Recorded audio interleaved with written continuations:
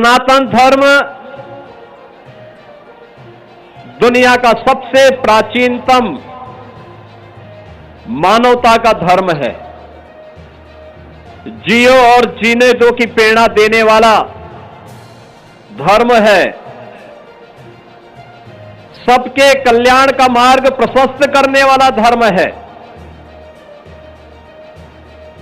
और सबके कल्याण का मार्ग प्रशस्त करने वाले इस शाश्वत व्यवस्था पर जब कोई प्रहार करेगा तो स्वाभाविक रूप से स्वयं के विनाश को ही आमंत्रित करेगा।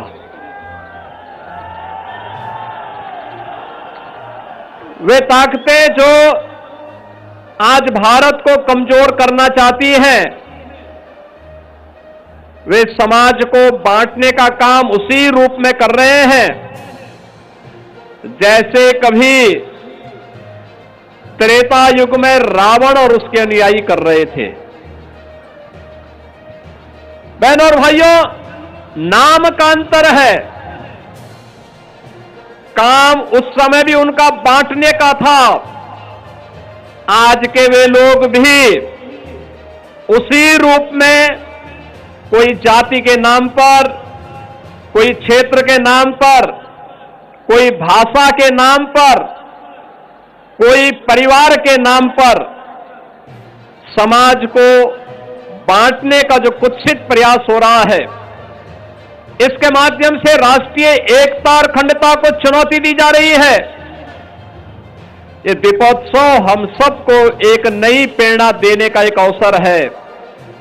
याद रखना, हम सबको इस बारे में स्मरण रखना होगा। उस कालखंड में भी, त्रेता युग में मारीच भी जानता था कि सोने का मृग बनकर के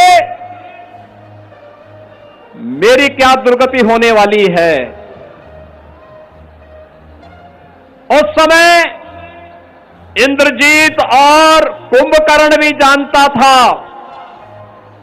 कि श्री राम से दुश्मनी की क्या कीमत चुकानी पड़ेगी, और स्वयं रावण भी जानता था कि राम स्वयं जगत नियंता, स्वयं श्री हरि विष्णु के ही अवतार हैं। राम से दुश्मनी जगत जननी मां भगवती जानकी का अपहरण की कीमत उसे किस रूप में चुकानी पड़ेगी। लेकिन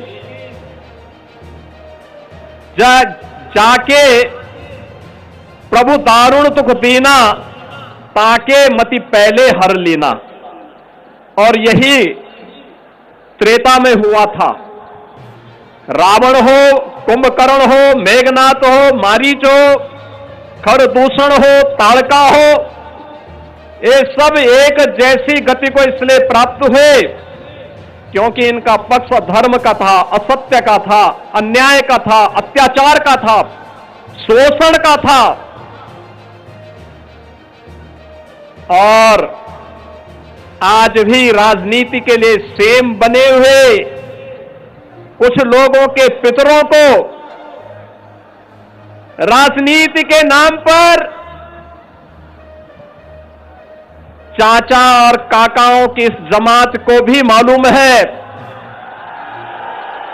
कि देश और समाज के लिए उनके जो कृत्य हैं वह कहीं भी किसी के लिए, न वर्तमान पीढ़ी के लिए न भविष्य की पीढ़ी के लिए ही उचित होंगे, अच्छे होंगे, लेकिन उनकी दुर्गति होनी है।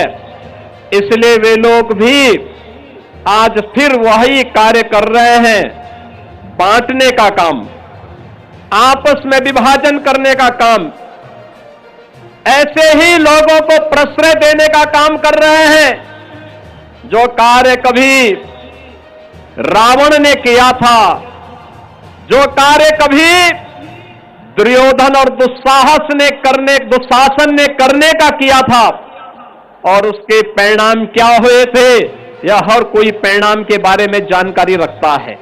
हमें इस बात को याद रखना होगा, इस शाश्वत क्रम इसी प्रकार से चलता रहे, यह अयोध्या वासियों की जिम्मेदारी बनती है। प्रभु राम का आगमन आपके लिए अद्भुत घटना है, अलौकिक घटना है।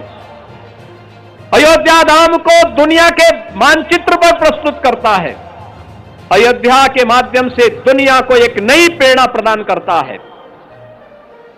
यह दीप केवल अंधकार को ही, अमावस्या के अंधकार को ही दूर नहीं करने वाला है, अज्ञानता के अंधकार को ही दूर नहीं करने वाला है, समाज के दुश्मनों को भी एक नया जवाब देने का माध्यम है। वे आज रूप अलग अलग हो सकते हैं, नाम अलग अलग हो सकते हैं, लेकिन वे जिस भी रूप में होंगे उनके लिए एक चेतावनी भी होनी चाहिए। ये दीप केवल अंधकार के तमस को दूर करने का माध्यम नहीं, अज्ञानता के तमस को दूर करने का माध्यम नहीं, अन्याय, अधर्म और अत्याचार के तमस का भी विनाश करने वाला साबित होना चाहिए। यह अयोध्या का संदेश पूरे प्रदेश के अंदर चलना चाहिए, प्रदेश के अंदर यह संदेश जाना ही चाहिए। दोस्तों, cloud times TV YouTube channel को अभी तक आपने लाइक और सब्सक्राइब नहीं किया है तो इसे जरूर करें, घंटी को भी दबाएं। खबर अच्छी लगी है तो अपने दोस्तों के साथ साझा भी कीजिए। अपना सुझाव कमेंट बॉक्स में जरूर भेजें, क्योंकि आपके चैनल को अब तक देश और दुनिया भर के करोड़ों दर्शकों ने देखा है, लेकिन अभी तक हमारे सब्सक्राइबर की संख्या 92,000 है, जिसे 1 लाख तक पहुंचाने में हमारी मदद करें। क्लाउड टाइम्स परिवार की ओर से अच्छा सुझाव भेजने वाले दर्शकों को विशेष पुरस्कार से सम्मानित किया जाएगा।